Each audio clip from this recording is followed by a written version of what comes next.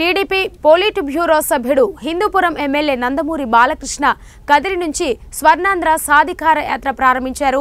ఈ సందర్భంగా ఏర్పాటు చేసిన భారీ బహిరంగ సభలో బాలకృష్ణ ప్రసంగిస్తూ సీఎం జగన్ పై ధ్వజమెత్తారు। నవరత్నాలు అంటూ సీఎం జగన్ ప్రజలను మోసం చేశారని మండిపడ్డారు। జగన్ వచ్చాక పరిశ్రమలు రాష్ట్రం నుంచి పారిపోతున్నాయని అన్నారు। జగన్ మళ్లీ అధికారంలోకి వస్తే రాష్ట్రంలో ఇంకేమీ మిగలదని బాలకృష్ణ విమర్శించారు। బతుకేపాడుతో చెప్పే ఎన్నికల సునామీ రాబోతుంది జగన్, గుర్తుపెట్టుకో, ఎదురు చూడు।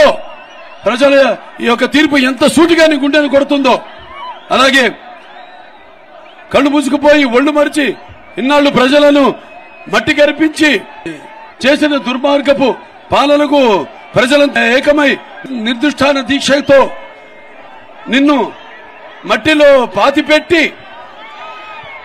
మీ ఉనికేంటో చూపించడానికి మీరంతా సిద్ధంగా ఉన్నారా లేదా? ఎంత అకుట దీక్షతో ఉన్నారా లేదా? అలాగే